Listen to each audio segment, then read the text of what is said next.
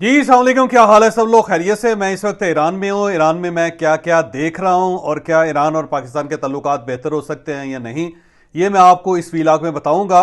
اور وہ جو ایران نے پاکستان کے اوپر حملہ کیا تھا اور اس کے جواب میں پاکستان نے جو ایک تیز رفتار جواب دیا تھا، اس کے بعد ایران کی گورنمنٹ پاکستان کے بارے میں کیا سوچ رہی ہے، اور اس کے علاوہ یہاں پہ رہنے والے پاکستانی پاکستان کے بارے میں کیا سوچتے ہیں، ایران کے بارے میں کیا سوچتے ہیں، اور جو یہاں کے مفکرین ہیں، یہاں کے صحافی ہیں، یہاں کے بزنس مین ہیں، وہ پاکستان سے کیا کیا ایکسپیکٹ کر رہے ہیں، یہ بھی میں آپ کو آج کے اسی ویلاگ میں بتاؤں گا۔ پہلی بات تو یہ ہے کہ ایران پاکستان کا صرف ہمسایہ نہیں ہے، بلکہ ایک برادر اسلامی ملک بھی ہے، اور اس کے ساتھ ساتھ یہ ایک بہت بڑی کیس سٹڈی بھی ہے۔ آپ دیکھ لیں کہ پچھلے 50 سال سے آلموسٹ 50 سال سے ایران کے اوپر سینکشنز ہیں، ایران کے اوپر پابندی ہے۔ ان کا نہ تیل خریدا جا رہا ہے، نہ ان کی گیس خریدی جا رہی ہے، نہ یہ امپورٹ کر سکتے ہیں، نہ یہ ایکسپورٹ کر سکتے ہیں، نہ یہاں کوئی آ رہا ہے، نہ کوئی یہاں جا رہا ہے۔ لیکن اس کے باوجود پچھلے 50 سال میں ایران نے نہ صرف بے تحاشا ترقی کی، بلکہ اس نے یہ ثابت کر دیا ہے کہ اگر کوئی ملک اپنے آپ کو سلامت رکھنا چاہے، اگر اس کے اندر یونٹی ہو، اگر اس کے اندر کرنے کا حوصلہ ہو، اور اگر اس کے اندر اپنے آپ کو سروائیو رکھنے کا ایک پوٹینشل موجود ہو، تو وہ دنیا کی تمام تر نفرت کے باوجود، دنیا کے تمام تر پریشر کے باوجود، وہ دنیا کے تمام تر فاصلوں کے باوجود، وہ دنیا کے تمام تر دباؤ کے باوجود بھی سروائیو کر سکتا ہے۔ تو ایران پاکستان کے لیے ایک بہت بڑی کیس سٹڈی ہے۔ میرا خیال یہ ہے کہ اگر ہم ایران سے کوئی سیکھنا چاہیں تو ہم بے تحاشا چیزیں ان سے سیکھ سکتے ہیں۔ مثلا ہم ایران سے یہ سیکھ سکتے ہیں کہ سیلف ریلائنس کیسے ہو سکتی ہے، یعنی اگر آپ امپورٹ نہ کریں اور امپورٹس کے بغیر اگر آپ سروائیو کرنا چاہیں تو آپ کیسے کر سکتے ہیں۔ جب ایران کے اوپر پابندیاں لگیں تو اس سے پہلے ظاہر ہے ایران ہر چیز باہر سے امپورٹ کرتا تھا، اور جو اس کی ایکسپورٹس تھی وہ نیچرل ریسورسز تک تھی۔ یہ گیس ایکسپورٹ کیا کرتا تھا، آئل ایکسپورٹ کیا کرتا تھا، اس کے علاوہ کچھ اور منرلز جو تھی جو ایران سے نکلتی تھی وہ ایکسپورٹ کی جاتی تھی۔ لیکن جب سینکشنز لگی تو اس کے بعد ظاہر ہے امپورٹس رک گئیں، اور اس کے ساتھ ساتھ ایکسپورٹس بھی رک گئیں۔ تو جب ایکسپورٹس رکی تو آپ کے پاس ڈالر کم ہو گئے، اور جب امپورٹس آپ کے پاس نہیں ہو رہی تھی تو اس کے بعد ظاہر ایران کے اندر کرائسس پیدا ہو گیا۔ تو ایران نے اس صورتحال کو اپنے لیے فیور میں استعمال کیا، اور انہوں نے ہر چیز اپنی خود بنانی شروع کر دی۔ اور اس وقت آپ یہ جان کے حیران رہیں گے کہ دنیا کی تمام نعمتیں جو اس وقت دنیا میں موجود ہیں وہ ساری کی ساری ایران کے اندر اویلیبل ہیں، اور وہ تمام کی تمام جو ہیں ان کے اوپر ایک ہی لفظ لکھا ہوتا ہے، میڈ ان ایران۔ تو یہ ایک بہت بڑا ریولوشن ہے ایران کے اندر کہ جب آپ کے اوپر پابندی لگ گئی تو آپ نے سب کچھ خود بنانا شروع کر دیا۔ تو آپ کوئی چیز بھی دیکھ لیں، آپ ان کی گاڑیاں دیکھ لیں، آپ ان کے موٹر سائیکل دیکھ لیں، آپ ان کے بجلی کے اکوپمنٹ دیکھ لیں، آپ ان کے گیس سے ریلیٹڈ چیزیں دیکھ لیں، آپ ان کے پیٹرول پمپ دیکھ لیں، آپ ان کے شاپنگ سینٹرز دیکھ لیں، آپ ان کی سڑکیں دیکھ لیں، آپ ان کے پل دیکھ لیں۔ اس کے علاوہ آپ ہیوی مشینری دیکھ لیں، آپ آئی ٹی سے ریلیٹڈ چیزیں دیکھ لیں۔ ہر چیز ایران خود پروڈیوس کر رہا ہے۔ ایون خوراک کے لیے بھی کوئی ایک چیز بھی ایسی نہیں ہے خوراک کی جو انہیں امپورٹ کرنی پڑتی ہو۔ میڈیسن سے کے ریلیٹڈ بھی تمام تر میڈیسن یہ خود بنا رہے ہیں، نہ صرف خود بنا رہے ہیں بلکہ اب انہوں نے ایکسپورٹ کرنی شروع کر دی ہے۔ تو یہ ایک بڑی حیران کن چیز ہے۔ اس کے ساتھ ساتھ انہوں نے اپنی یونیورسٹیز کو بہت زیادہ ڈیولپ کیا۔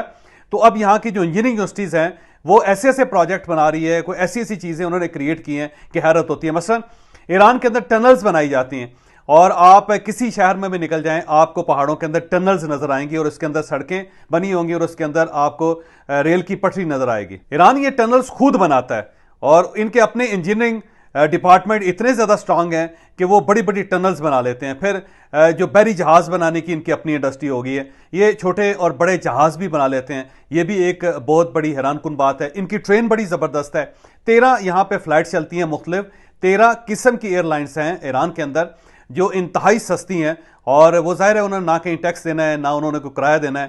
تو وہ اس کا فائدہ یہ ہے کہ ایران کے اندر جو سفر ہے وہ بہت زیادہ آسان ہے۔ آپ ایران کے کسی بھی شہر کا نام لیں، وہاں فلائٹ بھی جا رہی ہوگی، وہاں ٹرین بھی جا رہی ہوگی، وہاں بسز بھی جا رہی ہوں گی۔ اس کے علاوہ گاڑیاں بنانے کے بہت زیادہ کارخانے ہیں۔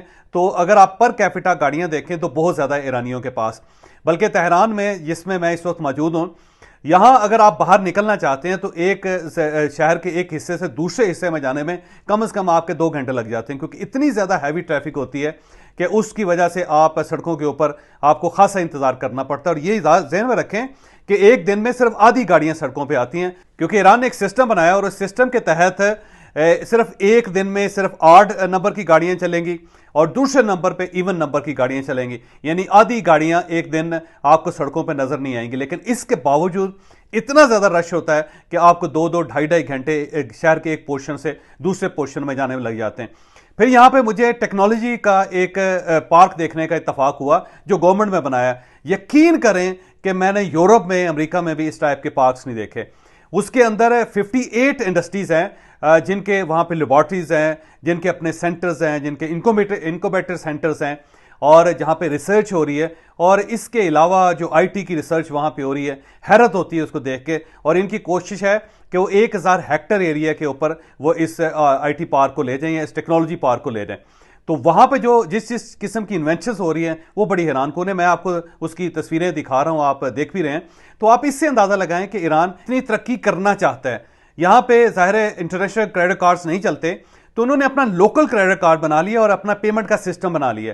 آپ 10 تومان کی جو چیز خریدیں یا آپ کو 10 لاکھ تومان کی چیز خریدیں، آپ اپنے کریڈٹ کارڈ سے آن لائن پیمنٹ کر کے آپ اس چیز کو خرید سکتے ہیں۔ ایون جو چھوٹے میوزیم کے ٹکٹس ہوتے ہیں وہ بھی آپ آن لائن خریدتے ہیں، اور اتنا زبردست قسم کا ان کا پیمنٹ کا سسٹم بنایا انہوں نے کہ حیرت ہوتی ہے۔ اور صرف ایک کمپنی نے پیمنٹ کی، کئی کمپنیز انہوں نے کریٹ کر لی ہیں۔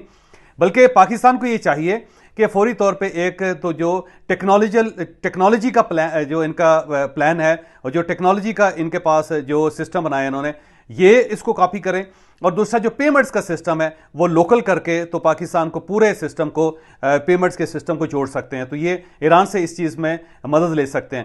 پھر جو ان کی اس کے ساتھ جو ایگریکلچر ہے وہ انہوں نے بڑا زبردست ڈیولپ کیا، اور ایسا زبردست ڈیولپ کیا ہے کہ پاکستان ان سے سیکھ سکتا ہے، یعنی کوئی ایسی چیز نہیں ہے جو یہ یہاں پہ نہ پیدا کرتے ہوں۔ تو ہم ان سے ایگریکلچر کی ٹیکنالوجی لے سکتے ہیں، اور یہ اپنے ملک کو ٹرین کر سکتے ہیں ہم کہ کس طرح ہم اپنے آپ کو بہتر بنا سکتے ہیں، اور خوراک کی ہر چیز ہم یہاں پہ پروڈیوس کر سکتے ہیں۔ اسی طرح میڈیسن میں یہ بہت آگے ہیں، تو ہم ان سے میڈیسن کا سارا کی ٹیکنیک خرید سکتے ہیں۔ تو میرا خیال ہے اگر ایران کے ساتھ اپنے تعلقات بہتر بنائے جائیں تو ایران ہمیں بہت کچھ دے سکتا ہے، اسی طرح پاکستان بھی ایران کو بہت کچھ دے سکتا ہے۔ تو ہم ایران سے سب سے پہلی چیز تو یہ سیکھ سکتے ہیں کہ جب پابندیاں لگیں، جب سینکشنز ہوں، اور جب دنیا آپ کو پسند نہ کر رہی ہو، تو آپ نے اپنے آپ کو سروائیو کیسے کروانا ہے، آپ نے اپنے آپ کو قائم کیسے رکھنا ہے۔ تو ایک چیز یہ میرا خیال ہے ہم ان سے سیکھ سکتے ہیں۔ اسی طرح اگر ایران کے لوگوں کو ہم پاکستان لے کے جائیں تو پاکستان سے بہت ساری چیزیں ایران امپورٹ کر سکتا ہے۔ تو ایک امپورٹ اور ایکسپورٹ پاکستان اور ایران کے درمیان بڑی اچھی کریٹ ہو سکتی ہے۔ گیس ہم ان سے لے سکتے ہیں، پیٹرول ہم ان سے لے سکتے ہیں مزید، جس سے ہماری ضروریات پوری ہو سکتی ہیں۔ پھر گیس ایکسپلور کرنے کا سسٹم، آئل ایکسپلور کرنے کا سسٹم جو ہے وہ بھی ایران ہمیں بہت اچھے طریقے سے ہماری مدد کر سکتا ہے۔ اس کے ساتھ ساتھ ایک اور چیز جو بڑی دلچسپ ہے کہ آپ کو یاد ہوگا کہ جنوری میں ایران نے اچانک پاکستان کے اوپر حملہ کر دیا تھا، ہماری جو فضائی حدود تھی اس کی خلاف ورزی کی گئی تھی، بلوچستان کے اندر اٹیک ہوا جس میں کچھ لوگ مارے گئے تھے، اور اس کے بعد ظاہر پوری دنیا پاکستان کو حیرت سے دیکھنا شروع کر دیا تھا۔ دنیا نے، سب کا خیال یہ تھا کہ پاکستان اس وقت کمزور ہے، شاید پاکستان اس حملے کو پی جائے گا۔ ایران کا اپنا خیال بھی یہ تھا کہ پاکستان اس صورتحال میں جب وہاں پہ پولیٹیکل کرائسس ہے، اکنامیکل کرائسس ہے، سوسائٹی کے اندر پولرائزیشن ہے، اداروں سے لڑ رہے ہیں، سیاسی جماعتیں ایک دوسرے کے ساتھ کسونوں مکی ہوئی ہیں، تو اس وقت شاید ہی پاکستان کسی قسم کی ریٹیلیشن کرے گا اور یہ ریاکشن ظاہر کرے گا۔ لیکن پاکستان نے صرف ایک دن کے اندر جو ریاکشن ظاہر کیا اس نے ایران کو حیران کر دیا۔ لہٰذا اب ایران پاکستان کی پہلے سے زیادہ عزت کرتا ہے۔ اس کی بنیادی وجہ یہ ہے، جب آپ یہ ثابت کر دیں کہ ہم ایک نیشنل انٹیگریٹی جو ہے اس کے اوپر کمپرومائز نہیں کرتے، تو اگر ہمارا دوست بھی ہمارے ساتھ زیادتی کرے گا تو ریاکشن اس کا وہی ہوگا جو ایک دشمن کے ساتھ ہو سکتا ہے۔ ہم پاکستان کی سلامتی پہ، پاکستان کی عزت پہ کسی قسم کا کمپرومائز نہیں کریں گے۔ تو ایرانین اس چیز کو بڑا پسند کرتے ہیں، یہ بہادر قوم ہے، یہ بہادر قوموں کو بہت زیادہ پسند کرتی ہیں جو اپنی عزت پہ حرف نہیں آنے دیتی۔ تو پاکستان کے ساتھ جو ان کے درمیان جو تعلقات خراب تھے، یا ایران نے پاکستان کو ہلکا لینا شروع کر دیا تھا، جب ہمارے گیسٹ بھی یہاں پہ آتے تھے تو ان کے ساتھ کوئی بہت اچھا سلوک نہیں کیا جاتا تھا۔ اور ایون انہی دنوں میں ایک بڑا ایک ہمارا پورٹ فولیو والا ایک وفد یہاں پہ آیا ہوا تھا، جس میں ظاہر بیوروکریٹس بھی شامل تھے، اس میں کسٹم کے لوگ بھی تھے، اس میں انکم ٹیکس کے لوگ بھی تھے، ایون ہمارے گورنر سندھ بھی یہاں پہ آئے ہوئے تھے۔ تو ان کے ساتھ جو ان کا رویہ تھا وہ بڑا خوفناک تھا، بلکہ ان کو روم نہیں دیے جا رہے تھے، ان کو بارڈر کے اوپر بڑا خوار کیا گیا تھا، ایئرپورٹ کے اوپر بڑا ان کو ذلیل کیا گیا تھا۔ پھر اس دوران جب یہ واقعہ ہو گیا تو اس کے بعد وہ وفد فوری طور پہ پاکستان واپس چلا گیا اور انہوں نے ان کی بات سننے سے انکار کر دیا. اس چیز نے بھی ہماری عزت میں بڑا اضافہ کیا ہے کیونکہ اس سے پہلے ہم کمپرومائز کر دیا جاتے تھے. ہم عموماً یہ کہتے تھے کہ ہمارا برادر اسلامی ملک ہے, کوئی مسئلہ نہیں ہے, ہم اس کو برداشت کر لیتے ہیں. لیکن ایرانی قوم جو ہے اس ٹائپ کے رویے کو پسند نہیں کرتی, وہ غلامانہ ذہنیت کو پسند نہیں کرتی. اگر آپ بہت زیادہ عاجزی کا مظاہرہ کریں گے تو ایرانی اس کو کمزوری سمجھتے ہیں. یہ ان کی نیچر ہے کیونکہ اس کی وجہ یہ ہے کہ یہ آزاد قوم رہی ہے, کبھی ان کو غلام نہیں بنایا جا سکا. تو جب ایک قوم آزاد رہتی ہے تو وہ پھر پسند نہیں کرتی کہ دوسرے لوگ غلاموں کی طرح زندگی گزاریں, جبکہ سب کانٹیننٹ جو ہے وہ ہمیشہ ہر دور میں غلام رہا ہے. تو ہماری عادت ہے کہ ہم دوسرے لوگوں کو انڈیو عزت دیتے ہیں, تو اس انڈیو عزت کا ہمیں نقصان بھی ہوتا ہے.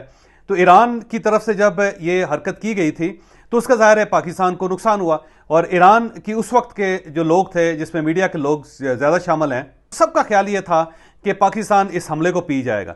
لیکن جب پاکستان نے ریئیکٹ کیا تو اس ریئیکشن نے ان کو بڑا حیران کیا, اور اس کے بعد اب یہ پاکستان کی بہت زیادہ عزت کر رہے ہیں کیونکہ انہیں یہ محسوس ہو رہا ہے کہ پاکستان ایک واقعی آنریبل کنٹری ہے, یہ کرائسس میں بھی اپنی عزت پہ حرف نہیں آنے دیتا. تو یہ مجھے یہاں پہ فیل ہوا, اور یہاں پہ جتنے پاکستانی, بہت زیادہ پاکستانی نہیں ہے اور اس میں کاروباری لوگ بھی بہت کم ہیں, لیکن ان سب کا یہ خیال ہے کہ جب پاکستان کے اوپر حملہ ہوا تھا تو ہم بہت زیادہ ڈی مورلائز ہو گئے تھے, ہمارے سر شرم سے جھک گئے تھے کیونکہ ہم یہ محسوس کرنے لگے کہ ایک برادر اسلامی ملک نے بھی پاکستان کے اوپر حملہ کر لیا, جو ہمارے لیے ظاہر ہے ڈوب مرنے کا مقام ہے. لیکن جب پاکستان نے اس کا جواب دیا تو اس کے بعد ہم نے ایرانیوں کے آنکھوں میں اپنے لیے بڑی شرم دیکھی, بڑی محبت دیکھی, اور اس کے بعد انہوں نے ہماری عزت میں اضافہ کر دیا. تو اس چیز کا ہمیں بڑا فائدہ ہوا ہے. تو یہ ایک میسج جو مجھے یہاں پہ محسوس ہوا وہ یہ ہے کہ ہمیں کسی بھی صورت میں اپنی عزت پہ کمپرومائز نہیں کرنا چاہیے, اور کوئی اگر ملک, خواہ وہ ہمارا دوست ہو خواہ ہمارا دشمن ہو, اگر وہ ایک بری نظر سے ہمیں دیکھے تو پھر ہمیں اسی طرح ایک سلامتی کا, ایک استقامت کا مظاہرہ کرنا چاہیے. اس میں ہماری طرف سے کوئی کمپرومائز نہیں ہونا چاہیے. دوسرا, پاکستان کو اپنے قدموں پہ اب کھڑا ہونا پڑے گا, کیونکہ اگر ہم اپنے قدموں پہ کھڑے نہیں ہوتے تو دنیا پھر ہمیں میرا خیال ہے روند کے چلی جائے گی, پھر ہماری عزت مکمل طور پہ ختم ہو جائے گی. تو میری پاکستان کے تمام سیاستدانوں سے درخواست ہے, بیوروکریٹ سے درخواست ہے اور ملٹری اسٹیبلشمنٹ سے درخواست ہے کہ اب مہربانی کر کے پاکستان کے اندر استحکام آنے دیں, استحکام بھی آنے دیں, اور اس کے ساتھ ساتھ ایک لانگ ٹرم پالیسیز بنائیں, اور وہ جو لانگ ٹرم پالیسیز ہیں وہ اگلے 30 40 50 سال تک چھیڑی نہ جائیں, تاکہ پاکستان کی اکانومی بہتر ہو سکے, پاکستان کا معاشرہ بہتر ہو سکے, پاکستان کے لوگوں کو ٹرین کیا جا سکے. اگر ہم نے اپنے آپ کو معاشی طور پہ مضبوط نہ کیا, اگر ہم نے ایز اے قوم ٹریننگ نہ کی پوری قوم کی, اور اس کے ساتھ ساتھ اگر ہم نے اپنی عزت بحال نہ کی, تو آپ یقین کریں کہ پھر ہمارا حشر بڑا برا ہوگا. پھر میرا نہیں خیال کہ ہمارے ہمسائے بھی ہمیں چھوڑیں گے, پھر تو افغانستان ہی ہمارے لیے کافی ہے. انڈیا تو ظاہر ہے پھر بہت بڑا ملک ہے ہمارے اس لحاظ سے. تو میرا خیال ہے ہم سب کو بیٹھ کے ایک بار یہ سوچنا پڑے گا, اور سوچ کے کوئی عملی قدم اٹھانا پڑے گا. اس کے ساتھ ساتھ میری ایک درخواست ہے کہ یہاں پہ ایران کے اندر جو پاکستان کا تعارف ہے وہ کوئی بہت اچھا نہیں ہے, کیونکہ یہاں پہ زائرین آتے ہیں اور 5-6 لاکھ زائرین ہر سال یہاں پہ آتے ہیں, جو ظاہر ہے امام رضا رحمۃ اللہ علیہ کے مزار کی زیارت کرنے کے لیے آتے ہیں. ان سب کو آنا چاہیے, بلکہ اس سے زیادہ آنا چاہیے. لیکن وہ سب جو ہیں وہ ان پڑھ ہیں, اور ان کا ایک غریب طبقے کے ساتھ تعلق ہے. غریب ہونا ظاہر کوئی جرم نہیں ہے, ان پڑھ ہونا بھی کوئی جرم نہیں ہے, لیکن تھوڑی سی ٹریننگ ہونا بہت زیادہ ضروری ہے. ہمیں چاہیے ہم جو بھی زائر یہاں پہ بھجوائیں, یا جو بھی زائر ایران کا اور پاکستان کا بارڈر کراس کرے, وہ ویل ٹرینڈ ہونا چاہیے. اسے پتہ ہونا چاہیے کہ اس نے کپڑے کون سے پہننے ہیں, اسے پتہ ہونا چاہیے کہ اس نے بہیو کیسے کرنا ہے, اسے پتہ ہونا چاہیے کہ ہوٹل کے اندر اس نے کیسے رات گزارنی ہے, اسے پتہ ہونا چاہیے کہ قطار کیسے بنانی ہے, اسے پتہ ہونا چاہیے کہ کھانا کیسے کھانا چاہیے. ہمارے جو لوگ وہاں سے آتے ہیں ان کے کپڑے بڑے گندے ہوتے ہیں, ان کو نشست و برخاست کا پتہ نہیں ہوتا, ان کو لوگوں سے مخاطب ہونے کا پتہ نہیں ہوتا, وہ اپنے دانت صاف نہیں کرتے, وہ اپنا ہاتھ منہ نہیں دھوتے پراپر, اور گندے کپڑے پہن کے 7-7 8-8 دن ایک ہی قسم کے کپڑے پہن کے وہ پھرتے رہیں گے. پھر وہ قطار نہیں بناتے, پھر وہ شور بہت زیادہ کرتے ہیں, پھر وہ ایک کمرے میں 30-30 لوگ رہتے ہیں. اس سے پاکستان کی عزت کو بہت زیادہ حرف پہنچ رہا ہے. تو میرا خیال ہے گورنمنٹ کو چاہیے کہ ایک انسٹیٹیوٹ بنائے, اور اس انسٹیٹیوٹ میں جتنے ظاہرین ہیں ان سب کی 1 یا 2 دن کی ٹریننگ کر کے ان سب کو ملک سے باہر بھجوایا جائے. ویسے کسی شخص کو اجازت نہ دی جائے.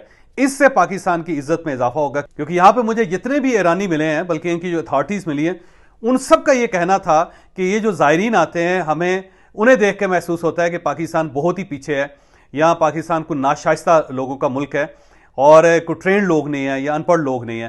لیکن جب آپ جیسے لوگوں سے ملاقات ہوتی ہے تو پتہ چلتا ہے کہ وہاں پہ پڑھے لکھے لوگ بھی ہیں, وہاں پہ ایسے لوگ بھی ہیں جو ویل ٹرینڈ ہیں.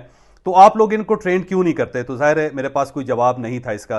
میں جب امام رضا رحمۃ اللہ علیہ کے مقبرے پہ گیا اور وہاں بھی جو اتھارٹی ہے ان کے ساتھ میری گفتگو ہوئی, تو ان سب نے یہ کہا کہ جو زائرین آتے ہیں آپ ان کے اوپر مہربانی کریں, انہیں ٹرینڈ کریں کسی طریقے سے تاکہ وہ یہاں پہ آئیں تو وہ پاکستان کا تعارف اچھا کروائیں. تو میرا خیال ہے یہ سب ہمارے سفیر ہیں, ان کی تعداد میں اضافہ بھی ہونا چاہیے, لیکن گورنمنٹ کو کسی نہ کسی جگہ پہ انٹرونشن کر کے ان سب کو ٹرینڈ کرنا پڑے گا. اور اگر ٹرینڈ نہیں کرتے تو پھر ظاہر ہے ایران کے اندر پاکستان کی عزت میں اضافہ نہیں ہو سکتا. تو پاکستان کو سلامت رکھیں, پاکستان کی عزت میں اضافہ کریں اور اپنے آپ کو پاکستان کا سفیر سمجھ کے دنیا کے مختلف کونوں میں جایا کریں, کیونکہ اگر آپ اچھی حرکات نہیں کریں گے تو پاکستان کی عزت دنیا نہیں کرے گی. تو پاکستان کی عزت کروانا چاہتے ہیں تو آپ خود اپنی عزت کروانا شروع کریں, اس سے پاکستان کی عزت میں اضافہ ہوگا.